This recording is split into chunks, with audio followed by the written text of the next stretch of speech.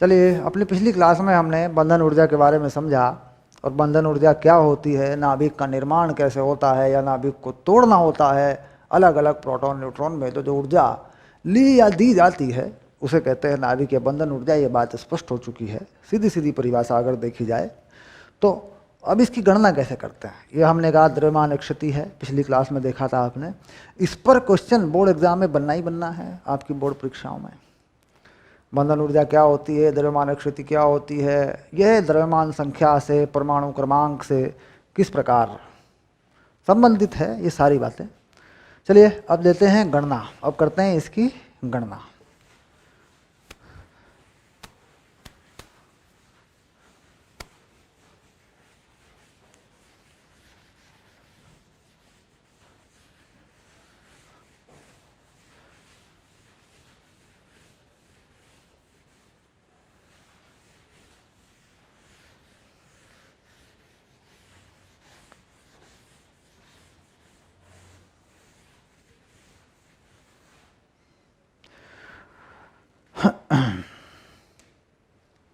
गणनाएं करने के लिए मैं कुछ जानकारी लूँगा थोड़ी सी। गणनाएं करने के लिए हमें न्यूट्रॉन प्रोटॉन के द्रव्यमान की आवश्यकता पड़ती है। अब हम देखते हैं कि प्रोटॉन का सही मायने में द्रव्यमान कितना है यूनिट में, और 1 यूनिट ऊर्जा की हमें आवश्यकता पड़ती है। तो यहाँ पर देखिए, सबसे पहले प्रोटॉन का द्रव्यमान लिखता हूँ।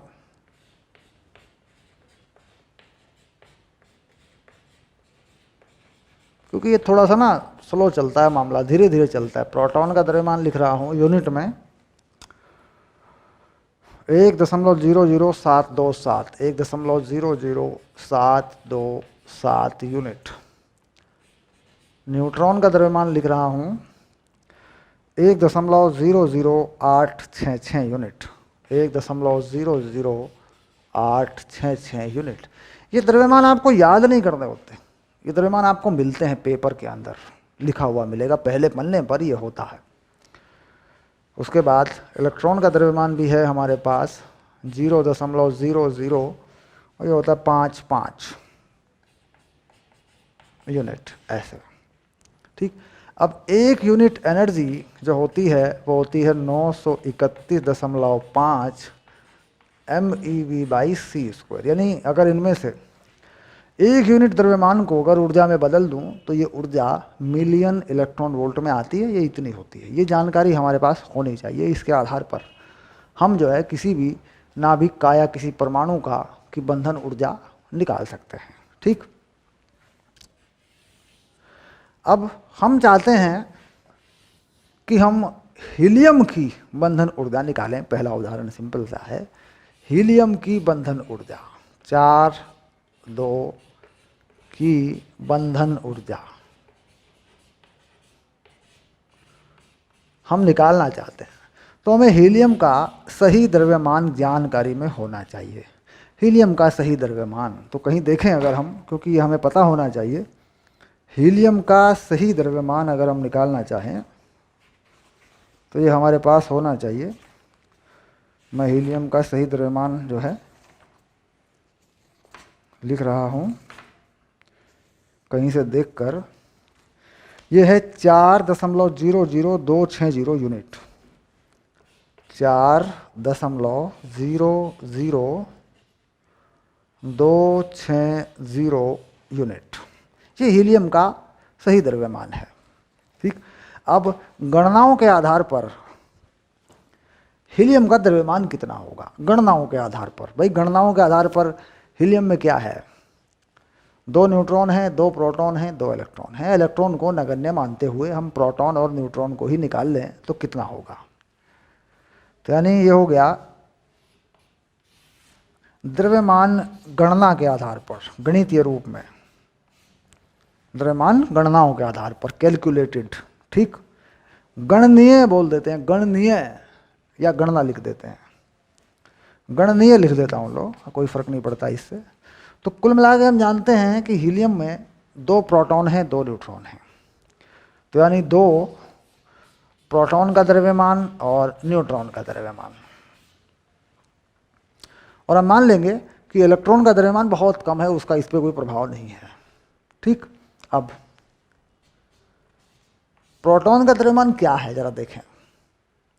एक ये वाला है पूरा, इसमें क्या करते हैं, ये कुछ हटाना नहीं होता इसमें अगर इसको राउंड अप कर देंगे ना लगभग तो गलत हो जाएगा, ये पूरा जो का त्यों लगाना होता है। ठीक, अब 1.00727 प्लस 1.00866 ये आ गया। देखिए अब इन्हें जोड़े हैं तो कितना आ रहा है, 2, 7 और 6 13, 8 और 6 और 2 8 और 1 9, 7 और 8 15 ऐसे। ठीक, 0 ये हो गया सीधा सीधा 2 ऐसे आ गया।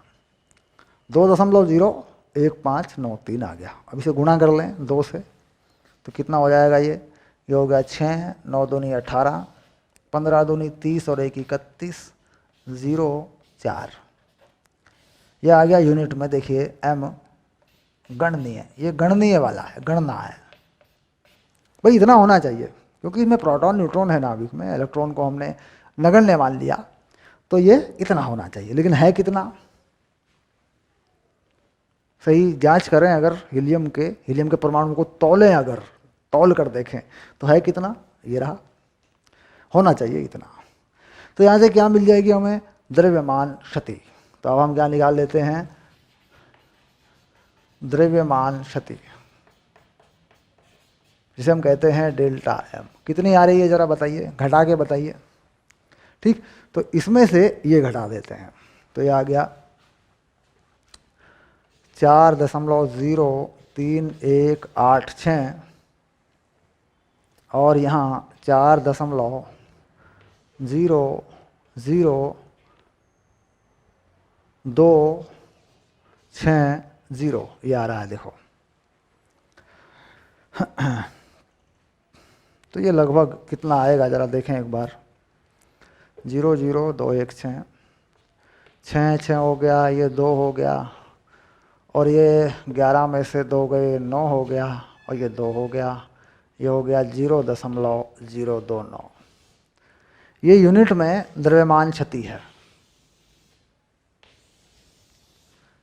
यूनिट में जो द्रव्यमान मात्रक इकाई होती है, एटॉमिक मास यूनिट है, उसमें है ये सिंपल। अब इसको ऊर्जा में बदल सकते हैं। एक यूनिट से उत्पन्न ऊर्जा कितनी होती है, या एक यूनिट द्रव्यमान की ऊर्जा कितनी होती है, ये होती है। देखिए तो इसको इससे गुणा कर देंगे क्योंकि ये वह द्रव्यमान है जो गायब है, जो है ही नहीं, तो ये ऊर्जा में बदल गया होगा।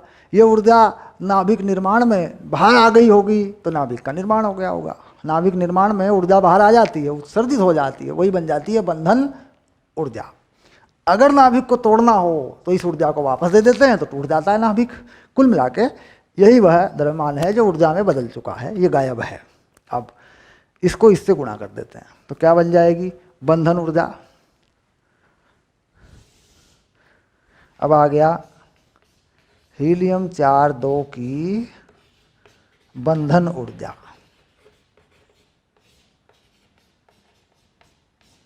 EB ये हो गई 931.5 गुना ये 0.029, काफ़ी है,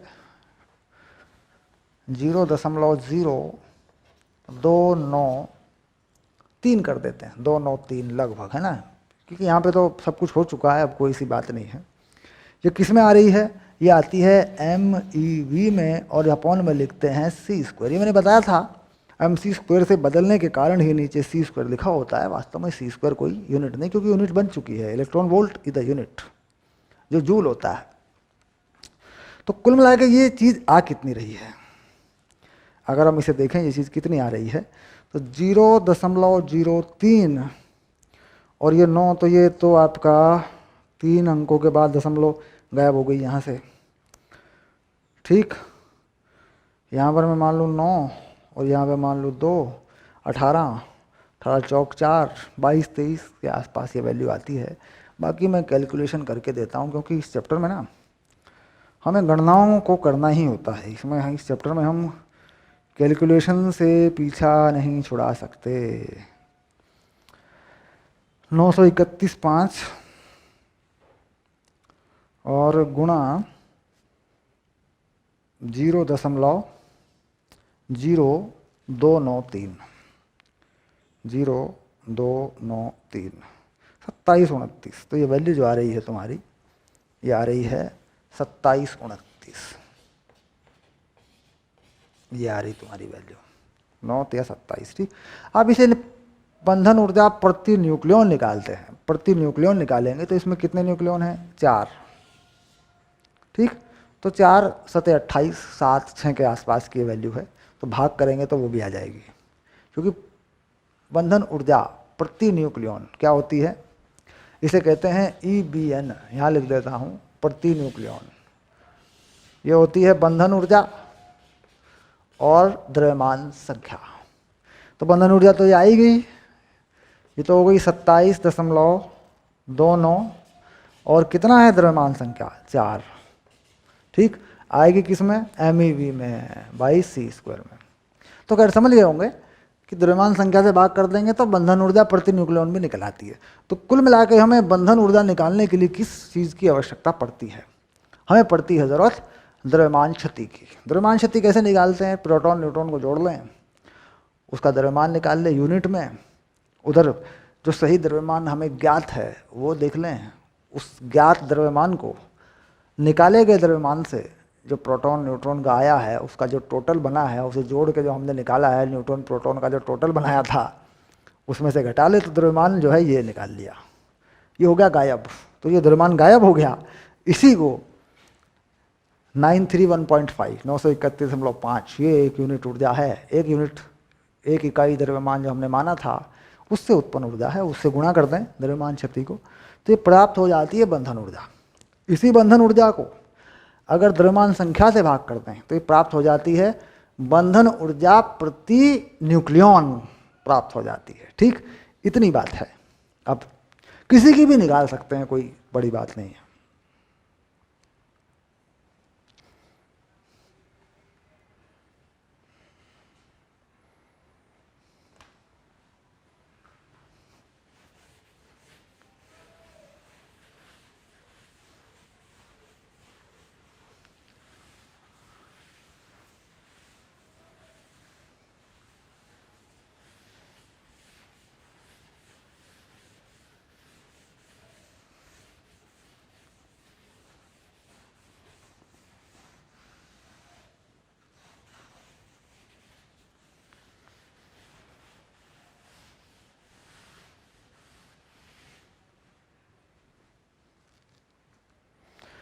चलिए थोड़ा पानी वानी पी लेते हैं, आप लोग भी पानी पियो। मैं ज़रा बोर्ड को काला करने वाला हूँ।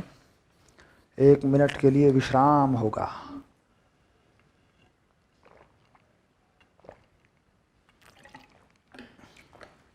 फिर हम इस चैप्टर की सबसे इम्पॉर्टेंट चीज़ पढ़ेंगे जो बोर्ड परीक्षा में सबसे इम्पॉर्टेंट है। नाभिकीय बंधन ऊर्जा का जो ग्राफ होता है हम उसके बारे में विचार करेंगे, तो उसको बनाएंगे। ठीक है, तो मुझे आप 1 मिनट का समय देंगे, बस केवल 1 मिनट।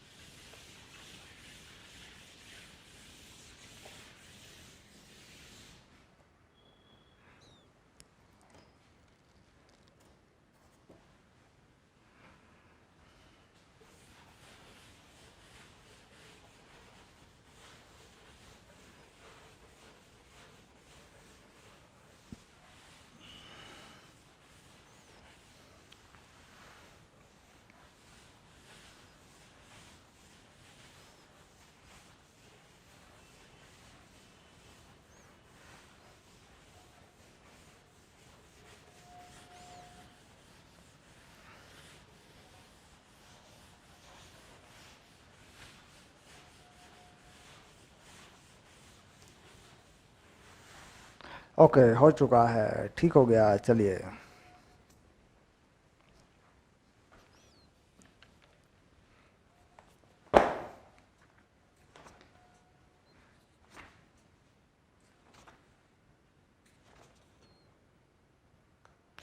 अब आया एक उदाहरण जो कि एक बंधन ऊर्जा निकालने पर है, और इसके बारे में जानकारी है, ये आप आसानी से निकाल सकते हैं। मैं निकाल के आपको दिखा देता हूँ। उदाहरण नंबर 13.3 है। ठीक, एनसीईआरटी में ऐसा कुछ नहीं है जो बोर्ड परीक्षाओं में नहीं आ सकता। ध्यान रखें, अपने उदाहरण बहुत ध्यान से करें, सारे उदाहरण अच्छे से करें। तो ये उदाहरण जो है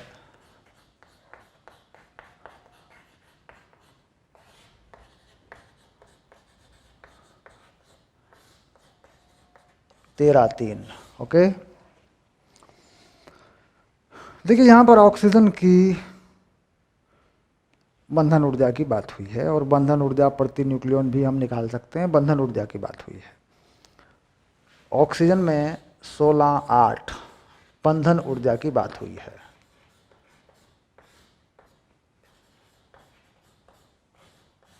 ठीक, हम जानते हैं कि ये होता है द्रव्यमान अक्षति, और इसके साथ में हम लगाते हैं 931.5, और ये ऊर्जा आती है हमारी मिलियन इलेक्ट्रॉन वोल्ट बटे सी स्क्वायर में, बस। क्योंकि एक होता है गणना या गणनीय द्रव्यमान, एक होता है वास्तविक द्रव्यमान। अब यहाँ वो डेल्टा एम हमें निकालना होता है, वो डेल्टा एम अगर हम निकालें तो कितना होगा। तो ऑक्सीजन में कितने प्रोटॉन हैं, कितने न्यूट्रॉन हैं, हम जानते हैं ऑक्सीजन में 8 प्रोटॉन हैं, 8 न्यूट्रॉन हैं। तो 8 प्रोटॉन का द्रव्यमान और न्यूट्रॉन का द्रव्यमान, ये हो गया वो द्रव्यमान जो गणनाओं के आधार पर है। और सही द्रव्यमान जो आता है ऑक्सीजन का, वो दिया होता है, वो है आपका 1599,053, 1599,053।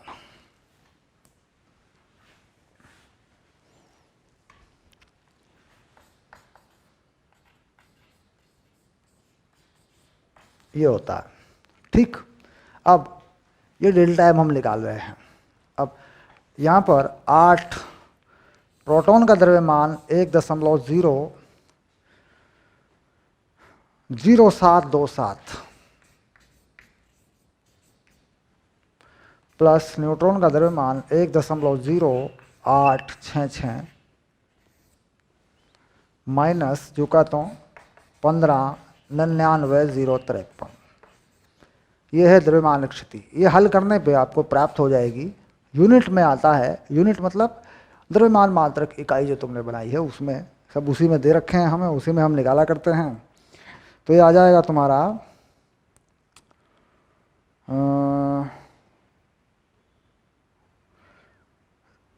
0.1369, 0.1369 यूनिट, ये आ जाएगा।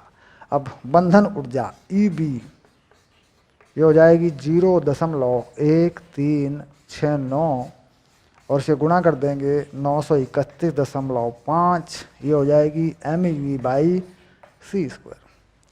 द्रव्यमान क्षति यहाँ से प्राप्त होगी, इसे हल करेंगे तो ये आ जाएगा, और ये वैल्यू आ जाएगी लगभग 127.5 MEV/c²। ठीक, ये मात्रक जानते हैं, MEV मात्रक है और c² क्यों लगता है बता चुका हूँ मैं क्यों लगता है। ठीक, चलिए ये आ गई बंधन ऊर्जा। अब इस बंधन ऊर्जा को बंधन ऊर्जा प्रति न्यूक्लियन बना सकते हैं। अगर पूछे कोई तो बंधन ऊर्जा प्रति न्यूक्लियन इसको बना सकते हैं।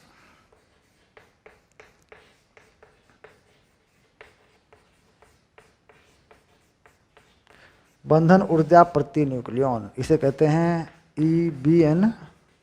कुल कितनी आई 127.5, और कितने न्यूक्लियन हैं, कितने कण हैं, द्रव्यमान संख्या 16। तो 16 से इसको भाग कर सकते हैं, ये बन गया। देखो बंधन ऊर्जा प्रति न्यूक्लियन तैयार है, MEV/c², ये मात्रक लिखा जाता है। हो गया।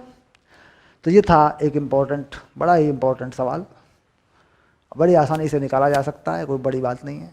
ठीक, फटाक से हो जाता है, 1 मिनट में काम हो जाता है। प्रोटॉन न्यूट्रॉन का द्रव्यमान हमें दिया होता है, ये सही द्रव्यमान होता है जो वास्तविक है, यूनिट में होता ही है, यूनिट में ऊर्जा होती है, गुणा कर देते हैं। 931.5 क्या है, 1 यूनिट द्रव्यमान से प्राप्त ऊर्जा है। हो गया, ठीक।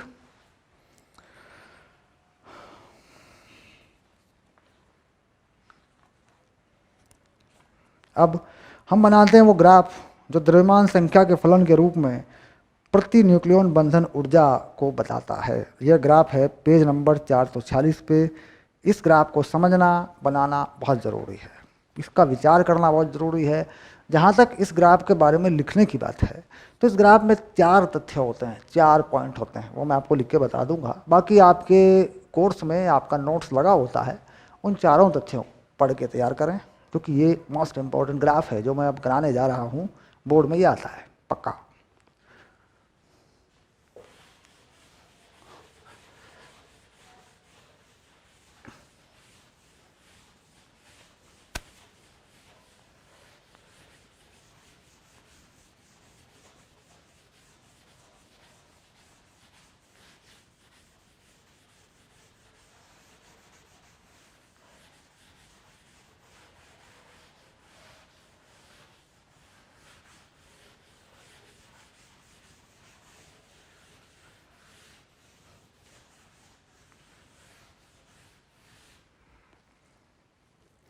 बंधन ऊर्जा आरेख, बंधन ऊर्जा ग्राफ या आरेख जो भी कहें, ठीक। Binding energy curve, binding energy curve.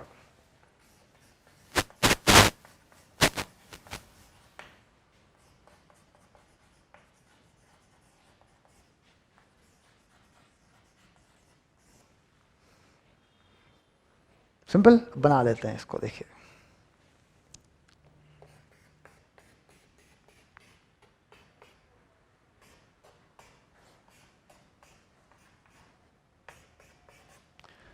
ठीक, इधर जो आप देंगे, इधर देंगे आप द्रव्यमान संख्या, यानी यहाँ पे जो बताएंगे, यहाँ बताएंगे इस अक्ष पे द्रव्यमान संख्या, ये बनाएंगे ए से, ठीक। और इस अक्ष पे देंगे EBN, ठीक, यानी बंधन ऊर्जा प्रति न्यूक्लियन। यहाँ बताएंगे आप बंधन ऊर्जा प्रति न्यूक्लियन, बंधन ऊर्जा प्रति न्यूक्लियन, यह है बंधन ऊर्जा प्रति न्यूक्लियन, ठीक है। किसमें? ये है MeV में, MeV, ठीक। तो ये हो गई बंधन ऊर्जा, बढ़ती जाएगी।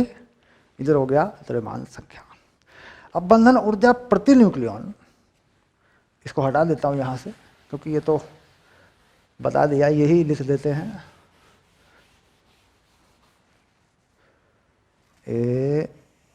ये बना दिया, देखो ऐसे, ठीक। और इसको भी सीधा कर देता हूँ।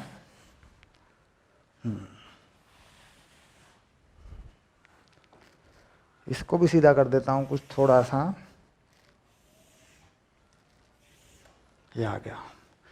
ये हो गई द्रव्यमान संख्या A, हो गया बंधन ऊर्जा प्रति न्यूक्लियन। अब इसको मिला देते हैं ऐसे, सीधा करके, यूँ ऐसे, ठीक।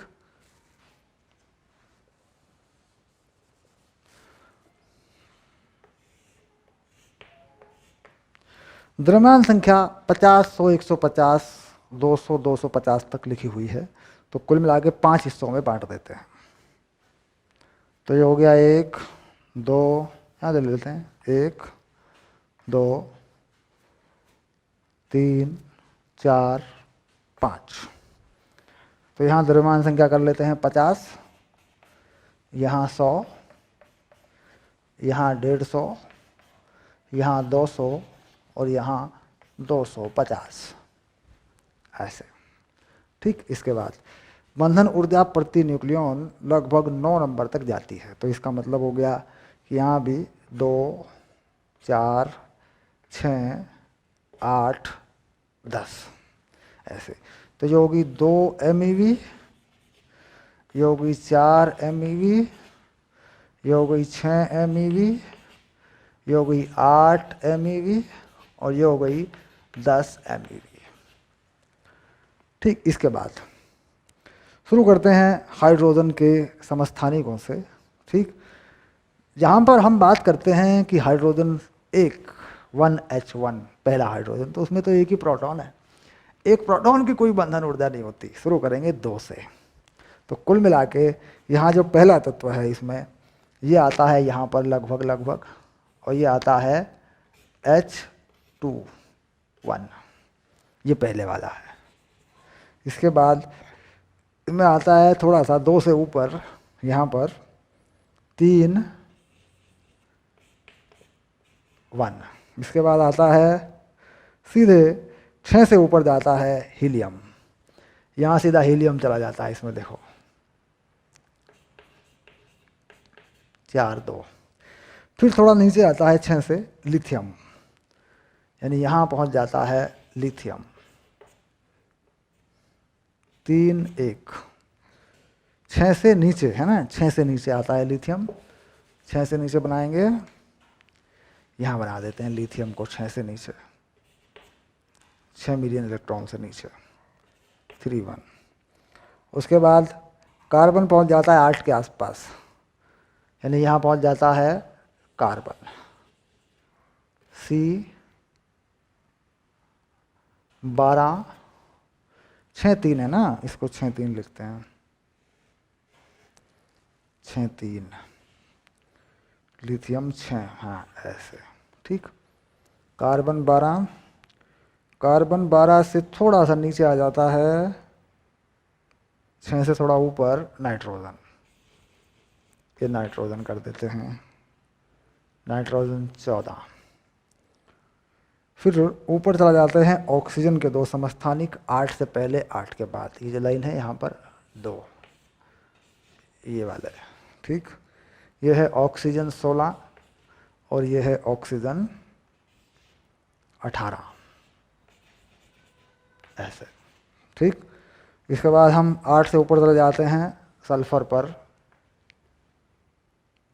थोड़ा सा 50 से पहले यहाँ सल्फर पर चले जाते हैं, 8 से ऊपर।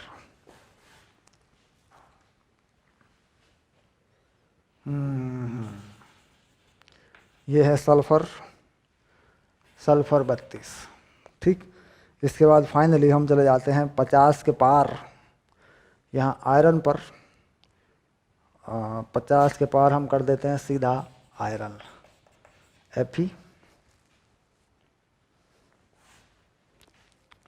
और ये पहुंच जाता है हमारा लगभग 9 के आसपास, ये है 56। ठीक, अब यहाँ सल्फ़र को थोड़ा 50 से पहले लेना होगा क्योंकि ये 50 पे दिख रहा है, तो कुछ ऐसा करते हैं कि 50 को आगे खिसका देते हैं, इस 50 को आगे खिसका देते हैं क्योंकि सही जानकारी होनी चाहिए हमारे पास। तो यहाँ पर हम इसको आगे बढ़ा देते हैं थोड़ा सा, यहाँ लिख देते हैं Fe को, और यहाँ पर हम 50 बना देते हैं,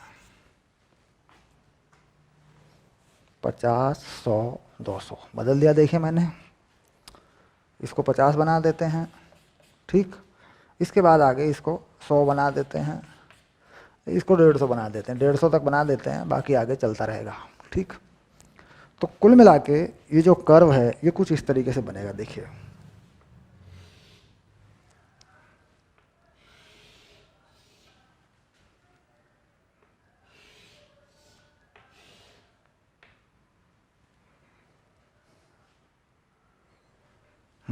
ऑक्सीजन में यहाँ जाने वाला है इस जगह पे, है ना, यहाँ जाएगा इस जगह पे ऐसे, और ये ऐसे जाएगा और फिर ये सीधा आयरन को चला जाएगा। इसके बाद ये कर्व जो है धीरे धीरे धीरे जो है गिरता जाएगा, ऐसे हल्का हल्का सा गिरेगा, ऐसा कर्व है। ये बन गया। देखिए इस पे इन्होंने लिखे हैं MO 100 पे मॉलिब्लेडिनम और 150 127 पे लिखा है आयोडीन, यहाँ के आसपास 127। और इसके बाद फिर बहुत सारे तत्व जो है, यूरेनियम 238 पे लिखा है, नहीं लास्ट में जाके लिखा है यूरेनियम 238 ऐसे, ठीक, ये लिखा हुआ है लास्ट में जाकर।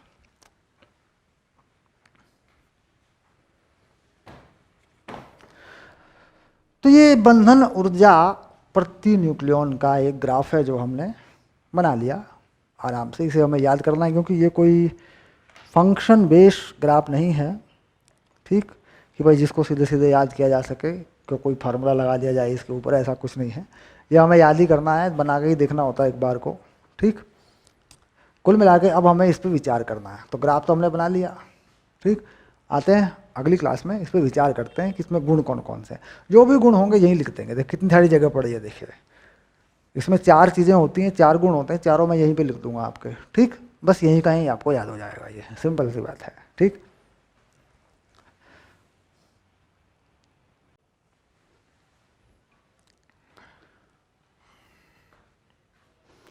हेलो प्यारे विद्यार्थियों, आ गए हैं अपनी अगली क्लास पर। हम विचार करेंगे बंधन ऊर्जा ग्राफ के बारे में।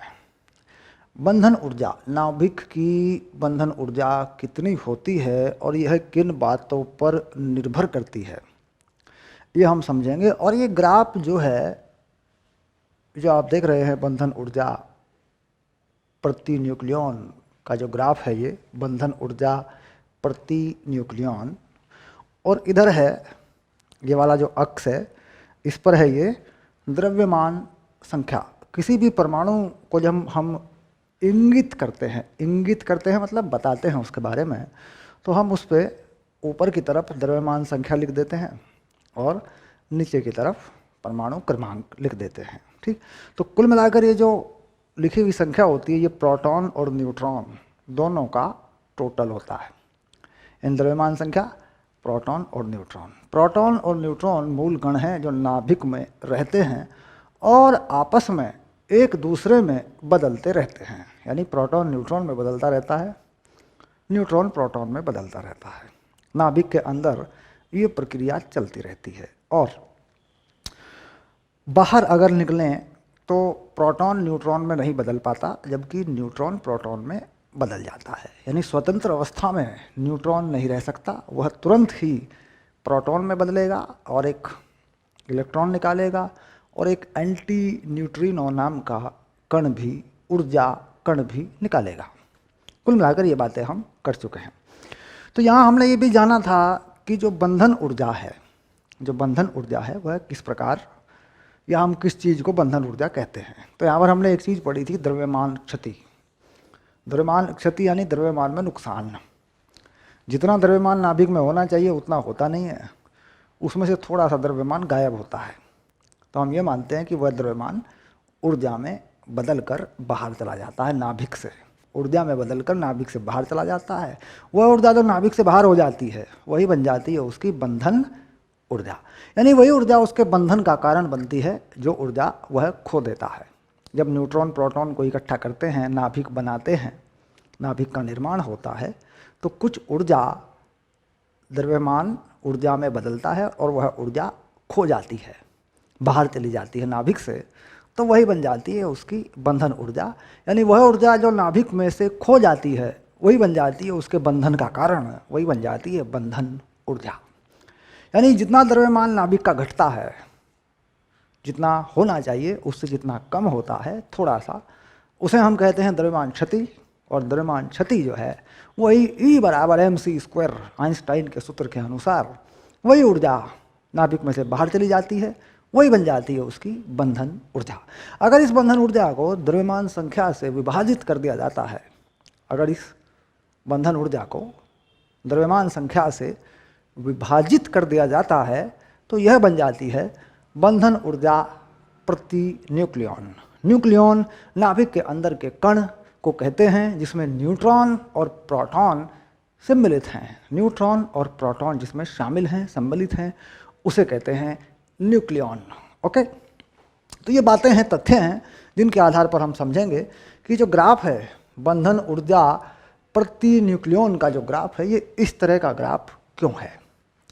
ठीक, अब देखिए शुरू करते हैं हम। यहाँ पर हम वो चीज़ें लिखेंगे, थोड़ी सी जगह हमने बना रखी है, जैसे हम समझेंगे उन चीज़ों को, उन तथ्यों को हम यहाँ पर एक एक करके लिखेंगे, भाई ये ऐसा ग्राफ क्यों है, इसके कारण क्या है। ठीक है, चलिए शुरू करते हैं। सबसे पहले हम देखते हैं कि नाभिक का जब निर्माण होता है, सबसे पहला जो नाभिक है वह हाइड्रोजन का नाभिक है, और हाइड्रोजन में एक प्रोटॉन है, यानी सबसे पहला जो नाभिक है वह H1 है बस। इसमें एक प्रोटॉन है, तो एक प्रोटॉन है, तो एक प्रोटॉन को बंधन ऊर्जा की आवश्यकता नहीं है, क्योंकि किसी के बंधन में उसको रहना नहीं है, वह अकेला है। बंधन ऊर्जा का मतलब है कोई आकर्षण बल लगे, नाभिक को बांध के रखना पड़े। तो इसका मतलब है कि इसकी बंधन ऊर्जा EBN प्रति न्यूक्लियॉन ये 0 है, और इसकी बंधन ऊर्जा EB भी 0 है, यानी इसको बंधन ऊर्जा की आवश्यकता नहीं है, ये बस एक प्रोटॉन है, इसके नाभिक में एक प्रोटॉन है, बात खत्म हो गई। अब दूसरे पे चलते हैं। अगर दूसरे नाभिक की बात करें,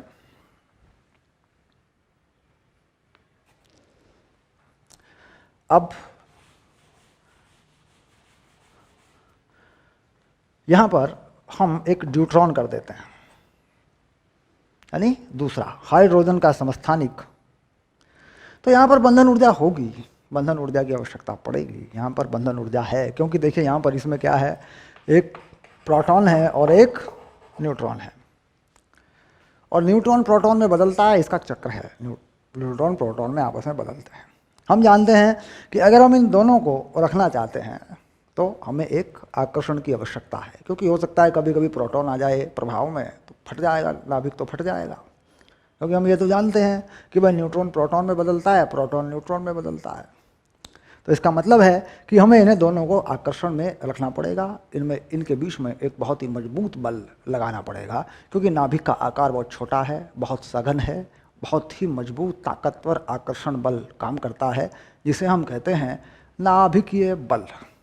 तो हमें वो बल लगाना पड़ेगा। तो जब ये दोनों पास पास आएंगे, एक प्रोटॉन और एक न्यूट्रॉन जब पास पास आएंगे, एक दूसरे के संपर्क में आएंगे, ठीक, तो हमें क्या करना पड़ेगा, कुछ ऊर्जा निकालनी पड़ेगी ताकि आकर्षण बल बन सके, आकर्षण बल बन सके।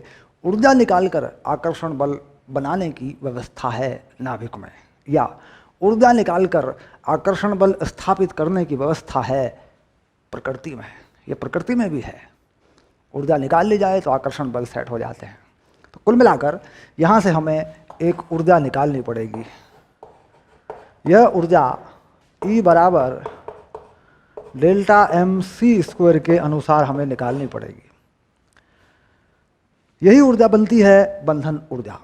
अब यहाँ पर दो कण हैं, यहाँ पर क्या है, एक प्रोटॉन है, एक न्यूट्रॉन है, दो कण हैं। तो मैं ये मान लेता हूँ कि मुझे एक कण पे कुछ ऊर्जा निकालनी पड़ती है। तो कितने कण हैं, दो कण हैं, ठीक। तो दो कणों के हिसाब से मुझे ऊर्जा निकालनी पड़ेगी, क्योंकि जितने जितने कण मैं निकालता जमा करता जाऊँगा, नाभिक बनाता जाऊँगा, उतनी उतनी ऊर्जा मुझे निकालनी पड़ेगी, ठीक। अब जब मैं इससे आगे बढ़ता हूँ, इस पर पहुँचता हूँ, यहाँ पर मैं एक प्रोटॉन और दो न्यूट्रॉन लिख देता हूँ, तो मेरे पास तीन कण हो जाते हैं, एक प्रोटॉन दो न्यूट्रॉन। तो ये तीनों कण जो है नाभिक में सेट हो जाते हैं,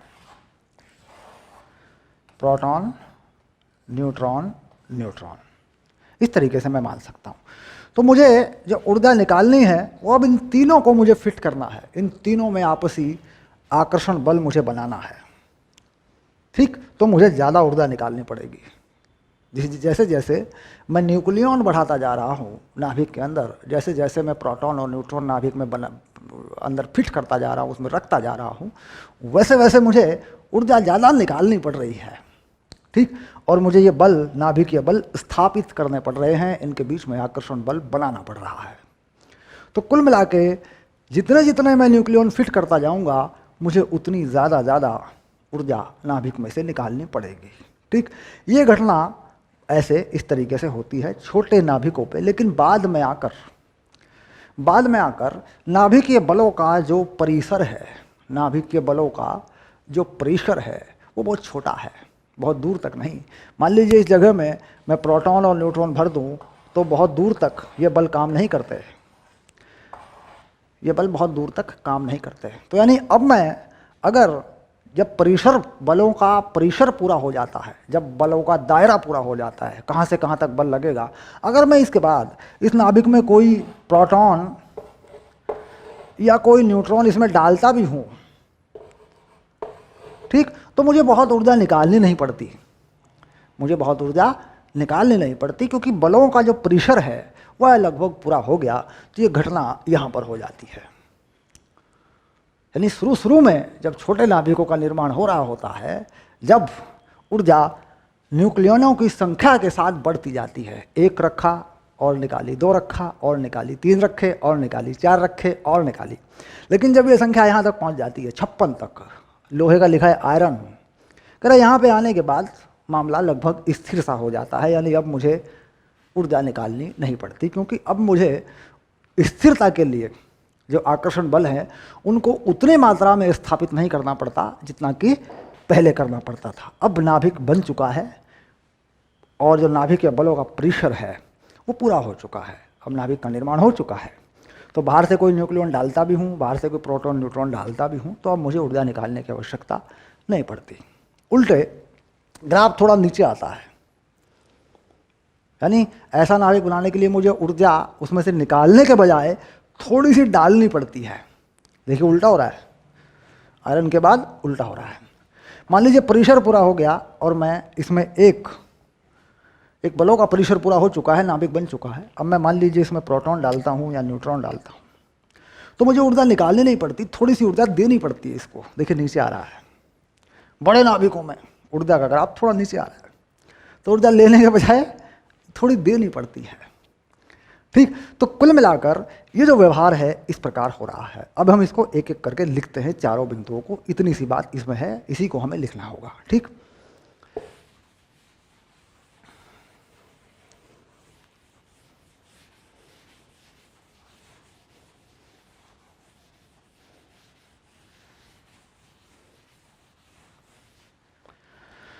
चलिए पहला पॉइंट लिखते हैं।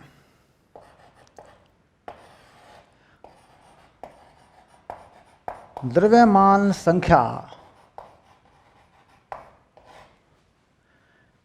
1 से 30 तक नाभिकीय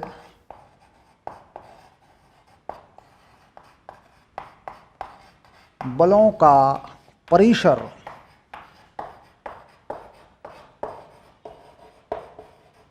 प्रभावी होता है, अतः नाभिक की बंधन ऊर्जा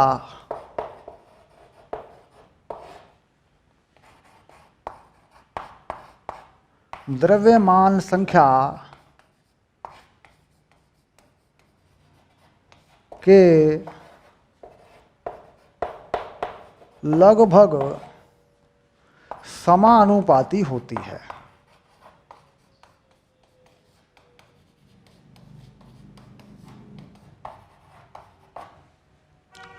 एक से 30 तक, 30 यानी यहाँ तक 32 तक, सल्फर तक, सल्फर की बात हो रही है, 30-32 पे जा रहे हैं, तो समानुपाती होती है। यानी ई बी समानुपाती द्रव्यमान संख्या, क्योंकि नाभिकीय बलों का परिसर प्रभावी होता है, उनमें आकर्षण बल बनाना है तो ऊर्जा निकालनी पड़ती है। जितने जितने न्यूट्रॉन डालना चाहते हो नाभिक में, उतनी उतनी ऊर्जा निकालनी पड़ती है। यह है पहला पॉइंट। ठीक, अब इसके बाद लिखते हैं दूसरा पॉइंट। इसे हटा देते हैं, इसको आपने समझ लिया, पढ़ लिया, समझ में आ गई बात। ओके,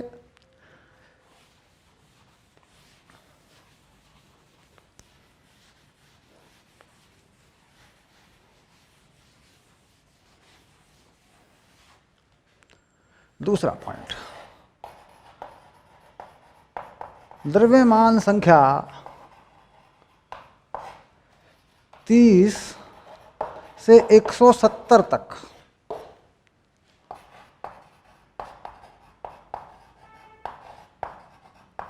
नाभिकीय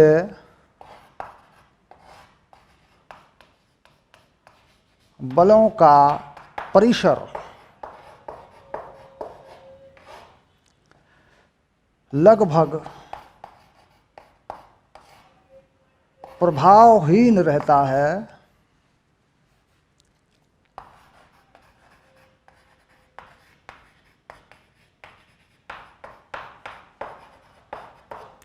अतः बंधन ऊर्जा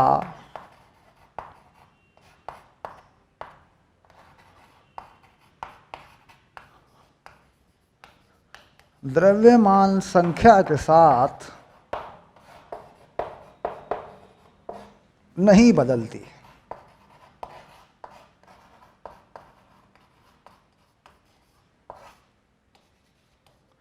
अर्थात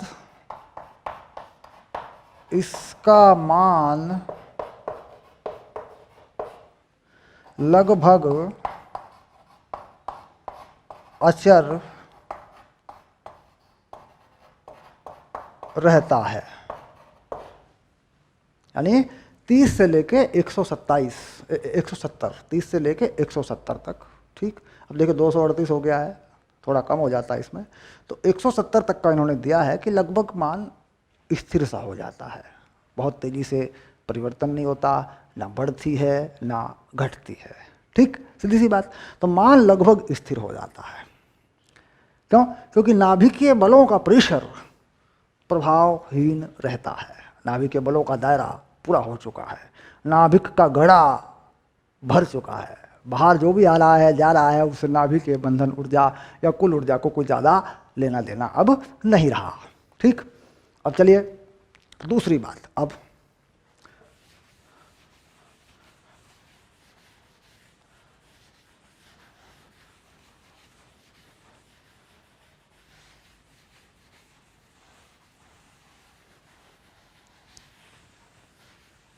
अब आता है तीसरा पॉइंट।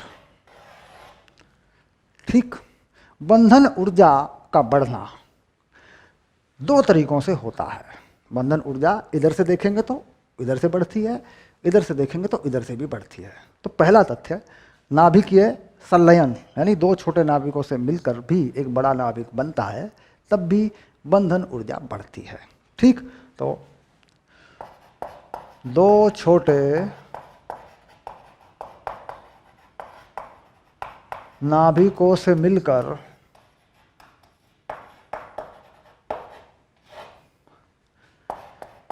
एक बड़ा नाभिक निर्मित होता है,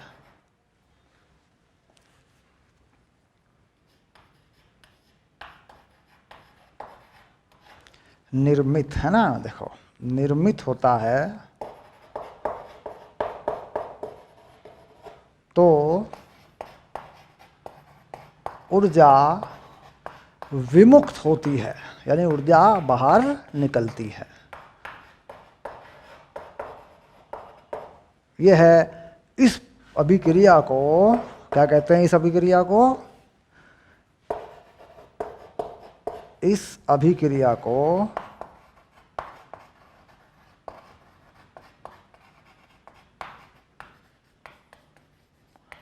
नाभिकीय संलयन कहते हैं।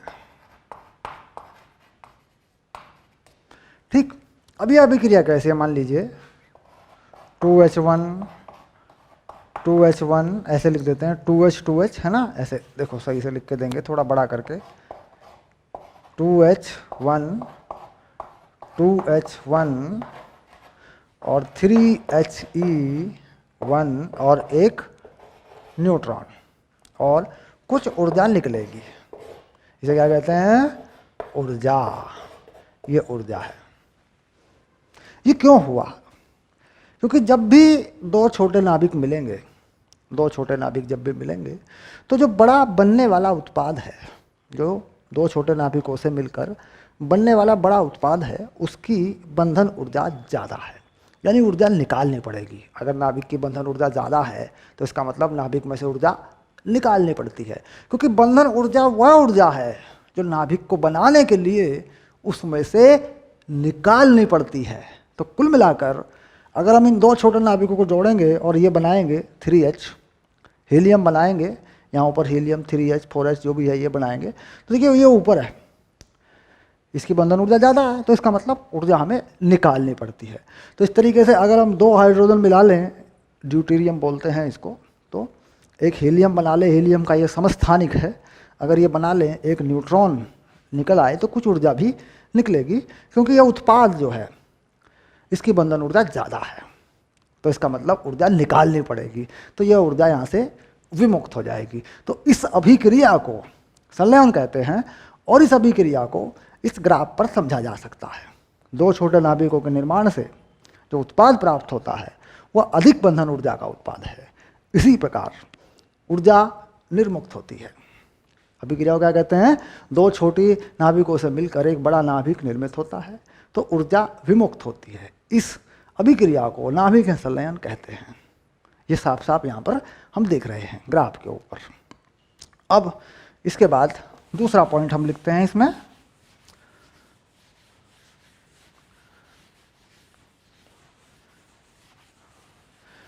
इसका तथ्य नंबर 4 आ गया। यदि कोई बड़ा नाभिक दो छोटे नाभिकों में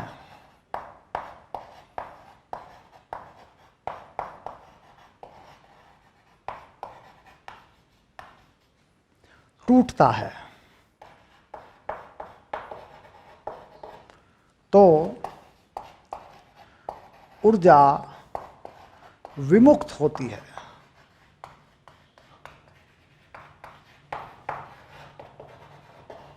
इस अभिक्रिया को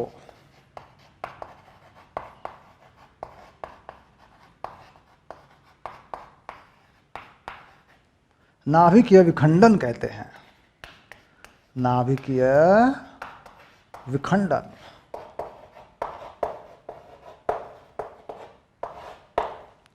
इस अभिक्रिया को नाभिकीय विखंडन कहते हैं। अब यहाँ पर अगर हम यूरेनियम की बात करें, भाई यूरेनियम देखिए, यूरेनियम टूट जाए, अगर यूरेनियम टूटे, यूरेनियम 238 टूटता कैसे है? स्वतः नहीं टूटता। इस पर एक न्यूट्रॉन की टक्कर करवा दें अगर ऐसे, तो कुछ देर के लिए एक उत्पाद बनता है यूरेनियम 239, और उसके बाद ये दो हल्के नाभिकों में टूटता है AB, और कुछ ऊर्जा निर्मुक्त होती है। तो ये जो AB हैं ये यहाँ होते हैं, यहाँ कहीं पे A मान लिया और यहाँ कहीं पे B मान लिया, और यहाँ यूरेनियम है। तो भी ये A और B जो है बंधन ऊर्जा के ग्राफ पर इनकी बंधन ऊर्जा ज़्यादा है, यानी उच्च बंधन ऊर्जा के ये जो है तत्व हैं, नाभिक हैं। अब ये उच्च बंधन ऊर्जा के नाभिक हैं। यूरेनियम टूटा और उच्च बंधन ऊर्जा के नाभिक प्राप्त हुए नाभिक के विखंडन की अभिक्रिया में। इसका मतलब है कि ऊर्जा मुक्त होगी, ऊर्जा विमुक्त होगी, क्योंकि बड़े वाला टूटकर जो छोटे बने उनकी ऊर्जा, उनकी बंधन ऊर्जा ज़्यादा है। तो जब भी नाभिक की बंधन ऊर्जा ज़्यादा होती है, इसका मतलब नाभिक को बनाने के लिए ऊर्जा निकालनी पड़ती है, तो कुल मिलाकर ऊर्जा निकलेगी। यानी बहुत बड़ा अगर छोटे नाभिकों में टूटेगा तब भी ऊर्जा निकलेगी, मुक्त हो जाएगी, और अगर बहुत छोटा किसी बड़े नाभिक में बनेगा तब भी ऊर्जा मुक्त होगी। यानी जब जब हम कम द्रव्यमान संख्या से ज़्यादा की तरफ चलते हैं तो भी ऊर्जा मुक्त होती है। छोटे मिलकर बड़ा बनता है तो भी ऊर्जा मुक्त होती है, और कोई बड़ा टूटता है, दो छोटे बनते हैं तो भी ऊर्जा मुक्त होती है। क्योंकि हम देख रहे हैं कि ऊर्जा का ये ग्राफ जो है यहाँ उच्च ऊर्जा की तरफ बढ़ रहा है, इधर से भी उच्च ऊर्जा की तरफ बढ़ रहा है। नाभिक की बंधन ऊर्जा उच्च होने का मतलब है कि उसमें से ज़्यादा ऊर्जा निकालनी पड़ेगी। अब मान लीजिए यूरेनियम को तोड़ दें इन दोनों में, ये तो छोटे हो गए हैं, अब ये छोटे हो गए हैं तो इनकी ऊर्जा ज़्यादा हो गई, बंधन ऊर्जा ज़्यादा हो गई तो ऊर्जा निकालनी पड़ेगी, तो इसका मतलब इस अभिक्रिया में ऊर्जा मुक्त होगी।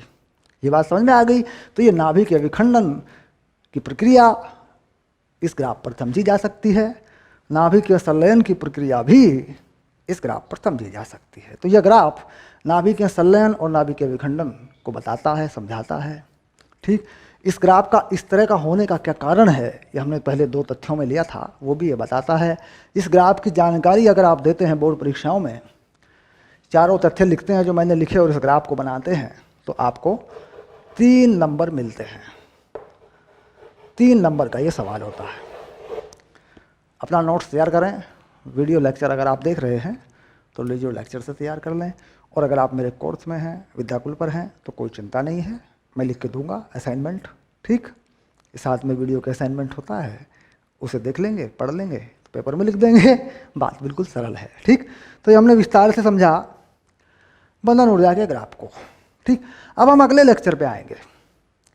छोटे छोटे लेक्चर हैं, टॉपिक वाइज लेक्चर हैं ये, क्योंकि यहाँ पर कोई इस पर कोई न्यूमेरिकल आंकिक प्रश्न अभी नहीं बनता, बाद में बनेगा।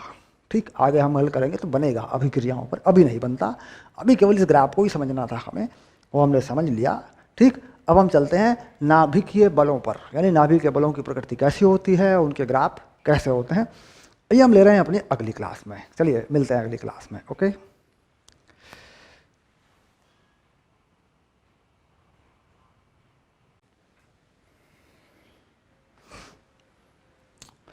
चलिए आ गए हैं अपनी अगली क्लास में। और एक बहुत ही इम्पॉर्टेंट बात, 2 नंबर बोर्ड एग्ज़ाम में अगर देखें तो 2 अंकों का एक प्रश्न इस पर है। आपको जो जानकारी है नाभिक के बलों के बारे में वो देनी पड़ती है, और एक पेज का छोटा सा उत्तर लिखना पड़ता है। ये तो जब है जब आप थोड़ा सा संक्षेप में कोई लिखते हैं, संक्षिप्त लिखते हैं, और अगर आप इस पर एक प्रश्न बनाते हैं 1 नंबर में, तो उसमें इसके बारे में कोई जानकारी होती है, नाभिक के बल किस प्रकार का होता है, कैसे कैसे काम करता है, इस पर एक प्रश्न छोटा सा भी बन सकता है। लेकिन नाभिक में लगे हुए बल, न्यूक्लियन के बीच में लगे हुए बल, proton proton, neutron neutron, neutron proton के बीच में लगे हुए बल, जिसका कि हम विचार कर चुके हैं, वह किस प्रकार के हैं, हमें उस पर एक संक्षिप्त सा वर्णन तैयार करना है।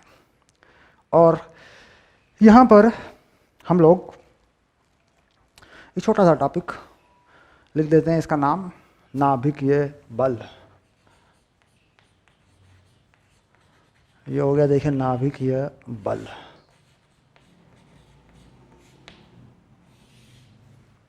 ठीक, तो ये क्या है कि कुछ इसका परिसर होता है। जैसे मैंने कहा नाभिकीय बल का एक परिसर, इस पिछले वाली क्लास में हमने पढ़ा भी था, मैंने बताया था आपको कि नाभिक के अंदर जो नाभिकीय बल है वह शक्तिशाली बल है। नाभिकीय बल वैद्युत चुंबकीय बलों या स्थिर वैद्युत बलों की तुलना में बहुत ही शक्तिशाली है, यानी लगभग 50 गुना ज़्यादा शक्तिशाली है। लेकिन इसका प्रेशर कम है, यानी ये कम दूर तक काम करता है। ठीक, तो सबसे पहले बनाते हैं नाभिकीय बल और नाभिकीय स्थितिज ऊर्जा, 2 न्यूक्लियन के बीच में ये किस तरह का ग्राफ है और इसका किस तरह का फलन है। लगभग हम उस फलन का अनुमानित फलन है, एनसीईआरटी में प्रमाणित फलन नहीं है, ध्यान रहे, प्रमाणित फलन नहीं है, अनुमानित फलन है। तो उस फलन को परीक्षा में लिखने की आवश्यकता भी नहीं है, सिर्फ समझने के लिए है। ठीक, हाँ, प्रतियोगी परीक्षाओं में या कहीं कुछ इस तरह का कोई प्रश्न बनता है तो आप उस पर विचार करेंगे, आपके काम आएगा। चलिए सबसे पहले हम देखते हैं कि नाभिक के अंदर जो कण है, मूल कण है, वह 2 हैं, एक है न्यूट्रॉन, एक है प्रोटॉन। अब हम प्रोटॉन प्रोटॉन की बात करें या न्यूट्रॉन न्यूट्रॉन की बात करें या न्यूट्रॉन प्रोटॉन की बात करें, तो बल लगभग समान है। दोनों में जो आकर्षण बल है वह लगभग समान है। अगर हम इसको छोटे लेवल पर देखें तो प्रोटॉन प्रोटॉन के बीच में लगने वाला बल थोड़ा सा कम है न्यूट्रॉन न्यूट्रॉन से या न्यूट्रॉन प्रोटॉन से। ठीक, यानी अगर इस बल को लिखें सबसे पहले नाभिकीय बल,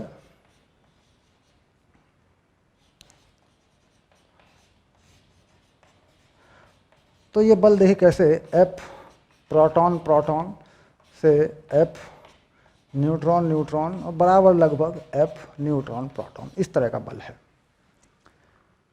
न्यूट्रॉन प्रोटॉन अगर हम बना दें, मान लीजिए ये बना दूं मैं एक न्यूट्रॉन और ये बना दूं मैं एक प्रोटॉन, इस तरीके से। अब यहाँ पर देखिए, ज़्यादातर हम माने ज़्यादातर मामलों में या ज़्यादातर हम मानते हैं कि बल समान होता है, क्योंकि लगभग समान है। ये बल लगभग समान है, हम इन्हें लगभग समान मान सकते हैं, कोई ज़्यादा फर्क नहीं है इसमें। अब ये न्यूट्रॉन प्रोटॉन हो, प्रोटॉन न्यूट्रॉन हो या प्रोटॉन प्रोटॉन हो, हम इन कणों को नाभिक के अंदर एक नाम देते हैं न्यूक्लियॉन, ये नाम देते हैं। ठीक, न्यूक्लियॉन इसका नाम हम दे देते हैं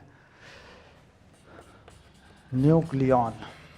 ठीक, अब ये न्यूक्लियॉन जो है, छोटी छोटी की मात्रा लगा देते हैं ना, छोटी की मात्रा होती है ना, जरा याद करके बताओ, इस पर छोटी की मात्रा होती है कि बड़ी की मात्रा होती है यार? हैं, छोटी की मात्रा होनी चाहिए ना। न्यूक्लियॉन, हाँ, ये ऐसे ये लगा दो। ठीक, ये बना दिया। ठीक है, अब इनके बीच की दूरी किसी की भी, इसको हम मान लेते हैं r, दोनों के बीच की दूरी r।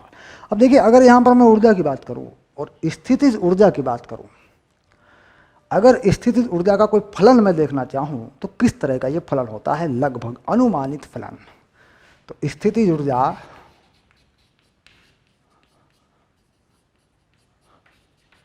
का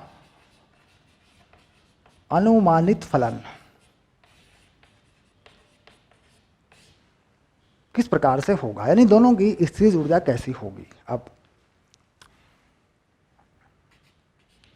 ये स्थितिज ऊर्जा का जो फलन है, अगर मैं इसे ऐसा मान लूं, A/r⁶ और B/r⁴, ये जो फलन है, जो r है, r⁶ r⁴, ये स्थित ऊर्जा का फलन है। इस प्रकार की स्थित ऊर्जा जिनके फलन परिभाषित होते हैं, लगभग परिभाषित होते हैं, ये मान के चलें तो ये होती है प्रत्यास्थ स्थिति ऊर्जा। प्रत्यास्थ स्थिति ऊर्जा से मतलब होता है, अगर इस निकाय में हम कुछ परिवर्तन करें, कोई बाहर से बल लगा लें, तो बल हटा देने पर यह निकाय अपनी पुनः अपनी वास्तविक या पहले वाली स्थिति को प्राप्त कर लेता है। भाई बल लगा लें, मान लो इन्हें दबा लें थोड़ा सा, हालांकि नाभिक को दबाया नहीं जा सकता, लेकिन मानते हैं कि भाई थोड़ा सा अगर उस पर बाहर से बल लगाएं, थोड़ा बहुत परिवर्तन हम उसमें कर भी दें, तो बल हटाएंगे तो फिर ये पुनः अपनी वास्तविक स्थिति को प्राप्त कर लेगा। कह रहे जहाँ पर यह साम्य अवस्था होती है, इसे कहते हैं R0, साम्य अवस्था। ठीक, साम्य अवस्था पर U निम्नतम होता है, और इसका मान कितना होता है? A/r0⁶ - B/r0⁴, जहाँ पर R0 जो है साम्य अवस्था पर दो न्यूक्लियनों के बीच की दूरी है। क्या है साम्य अवस्था पर? R0 जो है दो न्यूक्लियनों के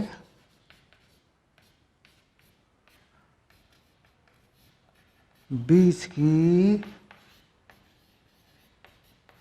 दूरी साम्य अवस्था पर।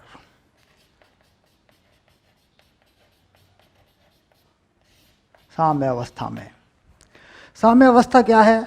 जहाँ पर किसी भी न्यूक्लियन पर परिणामी बल शून्य है। परिणामी बल कितना है? शून्य है। तो परिणामी बल शून्य है, ऊर्जा कम से कम है। ठीक, ये तब इस स्थिति में नाभिक का निर्माण हुआ रहता है, यानी नाभिक बना हुआ रहता है। अगर ये साम्य अवस्था टूटती है तो नाभिक फटता है, नाभिक विखंडित हो जाता है। कुल मिलाकर इस तरीके की ये व्यवस्था है। अब हम क्या लिखें, बलों के बारे में क्या लिखें? नाभिक के बलों का परिसर छोटा होता है। क्या लिखें पहले तथ्य में? नाभिकीय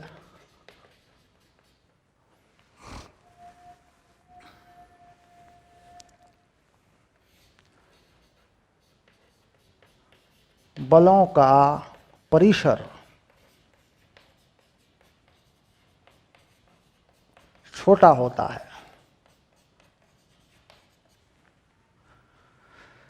साम्य अवस्था, साम्य अवस्था R नॉट बराबर 0.8 10⁻⁻15 मीटर पर 10⁻⁻15 मीटर पर होती है। यानी दो न्यूक्लियॉन के बीच की दूरी जो है इतनी होती है, तो साम्य अवस्था होती है। साम्य अवस्था में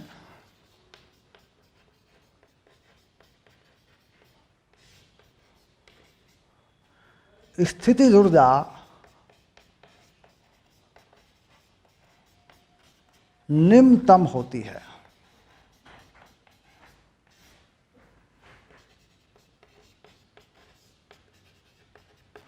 एवं न्यूक्लियॉन पर, किसी भी न्यूक्लियॉन पर, ऐसा लिख देते हैं, पर परिणामी बल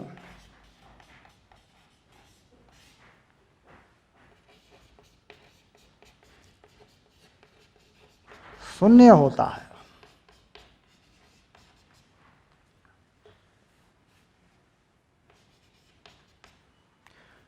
नंबर 4, नाभिकीय बल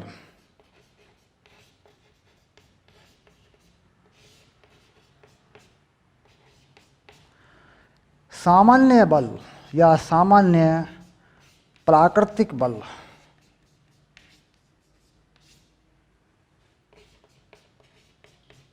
बलों जैसे वैद्युत बल या चुंबकीय बल, गुरुत्वीय बल,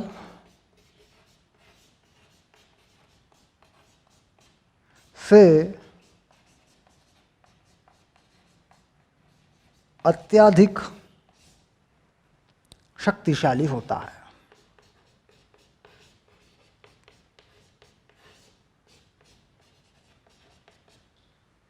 अत्यधिक शक्तिशाली होता है। 4 बातें हो गई हैं। ये बातें हैं जो आपको लिखनी होती हैं। अब इस फलन के आधार पर इस तरीके से हम 2 ग्राफ बनाते हैं। एक बनाते हैं बलों का, एक बनाते हैं ऊर्जा का। वो ग्राफ कैसा होता है, उस ग्राफ को हमें लिख के आना होता है अपने पेपर में। ये तो हमने जानकारी लिखी चारों बलों की, मतलब बलों के बारे में 4 बातें हमने लिखी हैं, छोटे छोटे भागों में बनाकर हमने लिख दिया इसको। अब वो जो ग्राफ है वो बनाना है आपको।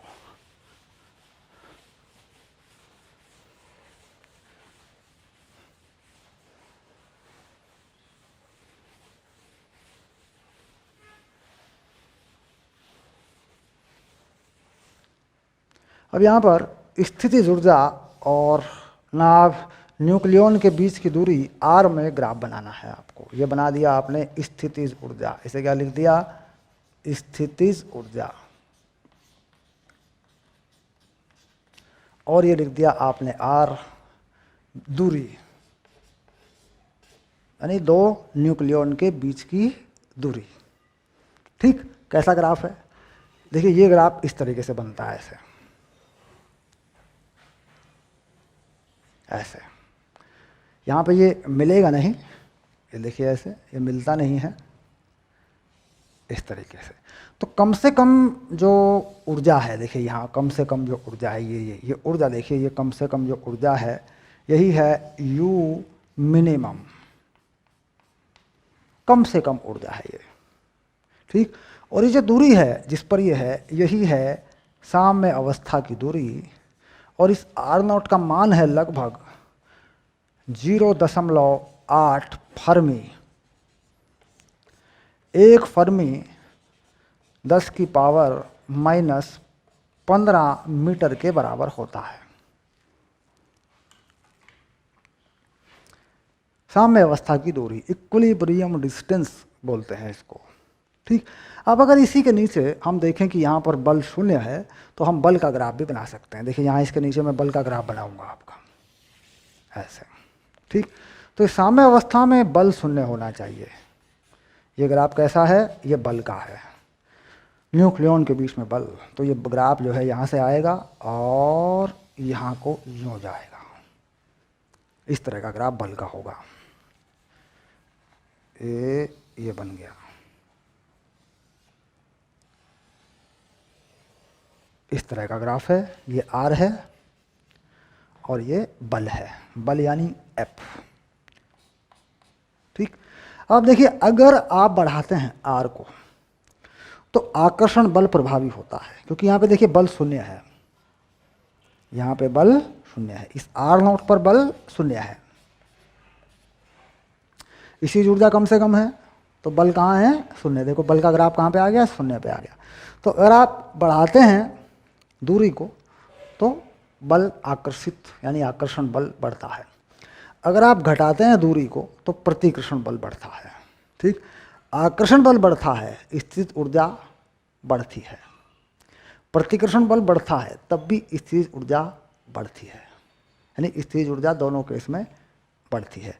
तो यहाँ पर साम्य अवस्था से चाहे हम इधर जाएं यानी आर को बढ़ाएं, चाहे कम आएँ इधर आएँ, ठीक, तो यहाँ पर आकर्षण बल बढ़ता है, यहाँ पे प्रतिकर्षण बल बढ़ता है, लेकिन दोनों ही बातों में स्थितिज ऊर्जा बढ़ती है। मान लीजिए मैं यहाँ की बात करूँ, इस पॉइंट को ऊपर लेके आऊँ, देखिए यहाँ पर अगर मैं चला जाता हूँ, दो न्यूक्लियन के बीच की दूरी बढ़ा लेता हूँ, खींचता हूँ उनको, तो स्थितिज ऊर्जा बढ़ती है।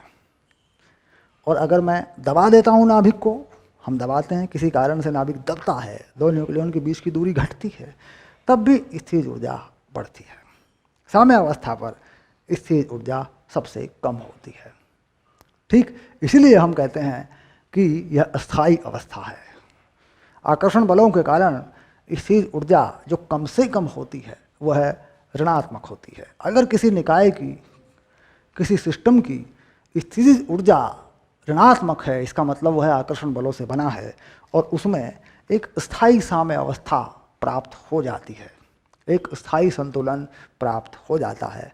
अगर स्थितिज ऊर्जा ऋणात्मक नहीं है और किसी स्थितिज ऊर्जा के ऋणात्मक मान पर, किसी स्थितिज ऊर्जा के ऋणात्मक मान पर बल शून्य नहीं है, बल शून्य नहीं है, तो वहाँ पर साम्य अवस्था प्राप्त नहीं होती, यानी वह सिस्टम बन नहीं सकता, वह सिस्टम बना नहीं रह सकता, वह सिस्टम प्रकृति में टिक नहीं सकता। तो कुल मिलाकर ये दो ग्राफ हैं जो आपको इसके साथ जोड़ में होते हैं। ठीक, अब इसके बारे में लिख दिया गया, साम्य अवस्था इतने पर होती है, ठीक, जहां आर नॉट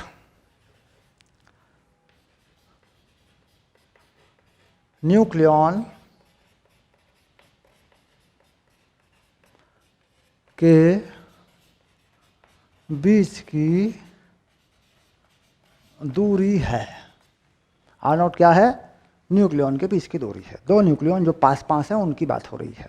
ठीक, अब नाभिकीय बलों का परिसर, नाभिकीय बलों का परिसर लगभग यहाँ आकर ख़त्म हो जाता है। इसे कहते हैं, मान लीजिए 1 फर्मी,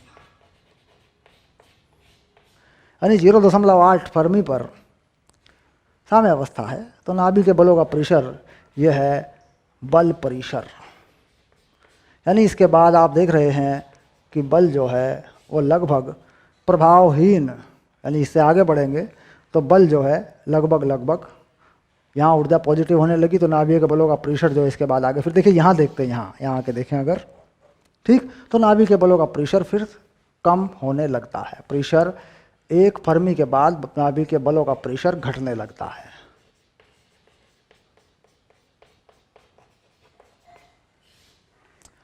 तो छोटी दूरी तक नाभिकीय बलों का परिसर छोटा होता है। ठीक, छोटी दूरी तक काम करता है। ठीक है, तो ये नाभिकीय बलों के गुण हैं। अब इसमें बात ये आती है कि परीक्षा में आए तो हम क्या लिखें। तो परीक्षा में हमें स्थितिज ऊर्जा का ग्राफ लिखना होता है, ये हमारी परीक्षा के लिए है। परीक्षा में ये जो बलों का ग्राफ है इसकी आवश्यकता नहीं है, ये समझने के लिए है। बोर्ड परीक्षा में इसको नहीं लिखा जाता। बोर्ड परीक्षा में स्थितिज ऊर्जा का ग्राफ देते हैं, बलों की जानकारी देते हैं, 2 नंबर एग्जामिनर की जेब से निकाल लेते हैं, बस यही है बोर्ड परीक्षा में। प्रतियोगी परीक्षाओं में ये पूरी जानकारी रखते हैं, फलन की जानकारी रखते हैं। यानी इस वीडियो में जितनी जानकारियाँ दी गई हैं इस क्लास में वो सारी रखते हैं प्रतियोगी परीक्षाओं के लिए। ठीक है, चलिए ये टॉपिक पूरा हुआ। इस पर प्रश्न आएंगे, कॉन्सेप्ट आएंगे तो फिर अपनी एनसीईआरटी से पढ़ेंगे। अब ये टॉपिक पूरा हुआ। ठीक, नाम लिख देते हैं अंग्रेजी में, न्यूक्लियर फोर्स, ये लो न्यूक्लियर फोर्सेस, नाभिकीय बल। हो गया, टॉपिक पूरा हुआ। चलिए मिलते हैं अगली क्लास में, देखते हैं हमारा अगला टॉपिक क्या है। ओके।